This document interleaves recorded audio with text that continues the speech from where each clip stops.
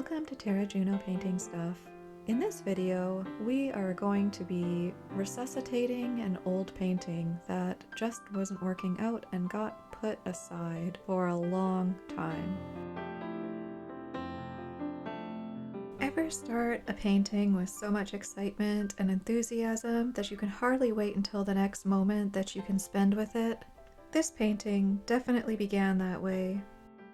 I ended up stopping this painting, and it went into painting Purgatory. I vowed to pick it up when I figured out a solution to the problems that I was having with this painting. It's been sitting against the wall for over a year now, and I made a New Year's resolution to continue to work on it. So the best way to get out of painting Purgatory is to just sit down and start. I was inspired by the painting Lamia and the Soldier by John William Waterhouse, and I wanted to make my own version. I had made a copy of this painting, which I also haven't finished, and I spent a long time examining his paintings and collecting reference materials and costumes for this painting. I even made a wig and a 14-foot painted snake to use for my Lamia-inspired paintings. I spent a long time examining Waterhouse's unfinished paintings because I feel like they tell you a lot about how he constructed his paintings. It's so brushy and loose and absolutely chaotic. The guy was just slinging paint everywhere. He did some very messy preliminary compositional studies and drawing head studies for his work, and sometimes even paint studies of the heads. His work seems to be born out of this chaotic painting method, so I wanted to try that for myself and just not do a drawing first. I started painting the female model from life. All started out well, but then I painted the male figure, and it was while working on the male figure when I started to run into problems with my painting. Neither of my models were ever in the same scene together at the same time, and they're also both very tall, and I was running into issues with how they connected in the picture. I suspect that Waterhouse also had similar issues with his paintings. He actually did two versions of Lamia and the Soldier, and I'm not sure which one he painted first, but I suspect it was this version. The brushwork looks a bit freer, and you can see areas that he altered in the other version where it looks like he corrected some of these issues. He seems to have moved the male figure down to create more space for him to be in. You can also see here he changed the direction of the snakeskin coming down across her dress. I started to run into a lot of troubles with the male figure and getting that eye line to join up. Oh my gosh. I ended up repainting it several times, and then, yeah, it ended up going against the wall. Now it's coming back into the light, and we're gonna work on this. The first thing I decided to do was reduce the amount of colors on the palette. And I'm going to add some of these colors back at the end of the painting to finish it off, but I had just a really extensive palette and I feel like it's just confusing the colors. Now my palette consists of Grumbacher Permanent Green, Titanium White, Fast Matte by Gamblin, and I'm using this a lot because I'm making a lot of changes. I'm still in the phase of the painting where I'm working out the composition and I'm not ready to fatten up the paint layer yet. And this is my mucky gray mix. This is basically recycled paint that I make. And Prussian blue, ivory black, alizarin crimson, cadmium red medium, terra rosa, burnt sienna, and yellow ochre. A lot of the paint on this palette is very opaque because I'm doing a lot of changing and a lot of covering. What I'd like to do is move the female figure's head down slightly, and I'm going to make her shoulder a little bit higher. like that. I want to make her head just slightly larger as well. Right now I feel like it's a little bit too small. The character of Lamia originally comes from a Greek myth. She was once a beautiful queen, and Zeus saw her and made her one of his mortal lovers. Zeus's wife Hera found out and killed Lamia's children that she had with Zeus and cursed her with insomnia. Lamia went mad and turned into a child-eating serpent woman. Zeus, having pity on her, gave her the ability to take out her own eyes. I'm not sure what he was thinking, like how is that supposed to help insomnia and child-eating addiction? In the year 200, a Greek writer named Flavius Philostratus morphed Lamia into a seductress that seduced and ate men. In the early 1800s, the English poet John Keats ran with this theme and wrote a very long and hard-to-read poem called Lamia that obviously struck a chord with Waterhouse because he painted many variations of this theme. The first thing to ask yourself is, what do I want from this painting that it's currently not giving me? For me, this painting was missing movement and romance and maybe some drama. So now I have to ask myself, what can I give this painting to give it that? My solution that I want to work on is to change the position of the figures to make them a bit more dynamic.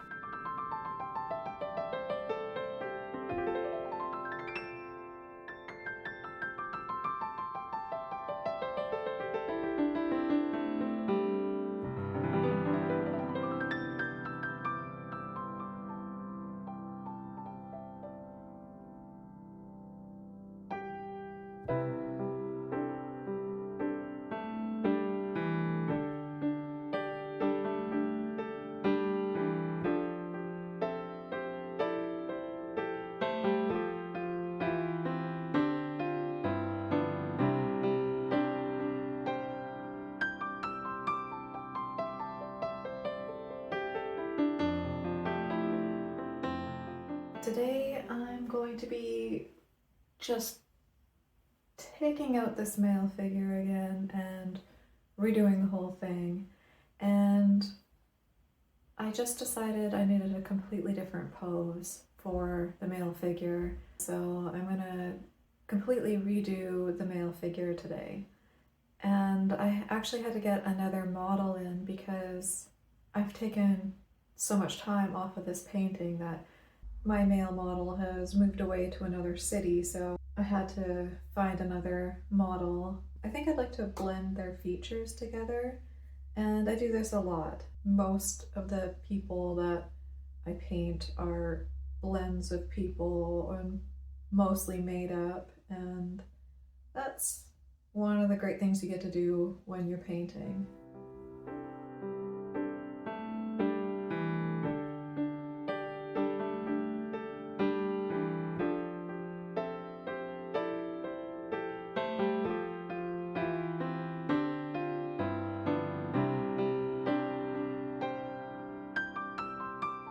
Already, I'm much happier with the result of changing the male position. I was just stuck on this one perspective and making everything else try to fit into it, and it just wasn't.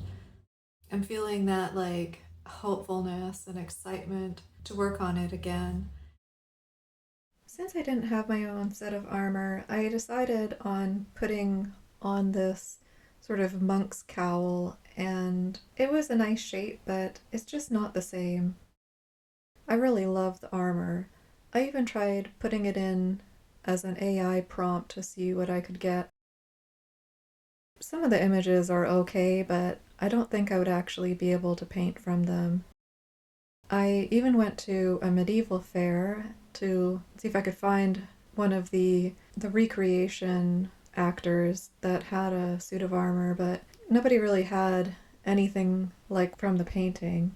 I also got talking to some of the knights about their armor and found out that one guy had spent $50,000 on his armor. So even back in the medieval times, armor was prohibitively expensive and only for the rich. And I guess not much has changed. So today I'm going to be addressing some of the issues I have with the background. And one of my major issues with this painting all along has just been the rock that the male model is sitting on. And I was out hiking and I found the perfect rock. So I'm going to try incorporating this new rock into the background. I'm going to be using larger brushes. I really want to bring that Waterhouse energy in that he brought in with just these almost messy backgrounds. And you can tell he was starting with these large strokes that I think he knew they weren't going to be in the right place, and he was okay with that. And you can see where he's made a lot of changes in some of his paintings, particularly in his unfinished works.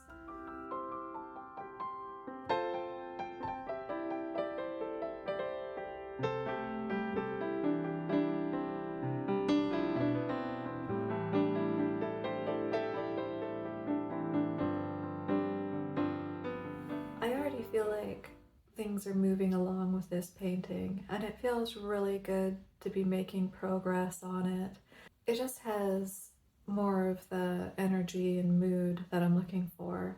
And I have this old beaten up brush to thank. It really has been a workhorse for me. I don't even know where it originally came from. It's not a high quality brush, so it might even be for house painting. I'm not sure. But it really does seem to be doing the trick. And yeah, I'm going to keep this painting moving.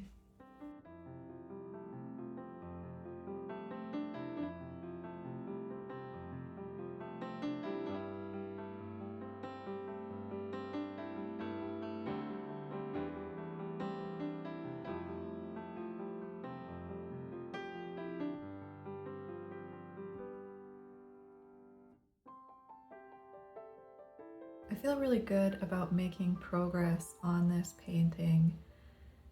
It's not finished by any means, but it's been rattling around in the back of my mind since I started it, and it's like unfinished business. It lingers in the back of your mind. I may have just taken it from one rut to another, but it's a less deep rut. That's what matters, is to just keep going. Progress is progress. It's going to improve your workflow. It's going to improve your mood, because who wants a bunch of unfinished work hanging around? It doesn't feel good to have half completed projects around. It's really nice to finish things. And even a little bit of progress is better than no progress. I feel like this is something that all artists go through when they're making a painting.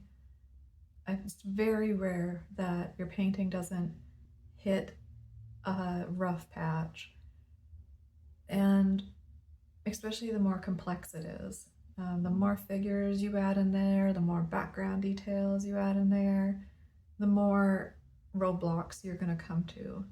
Keep at it, just keep showing up. You will get out the other end.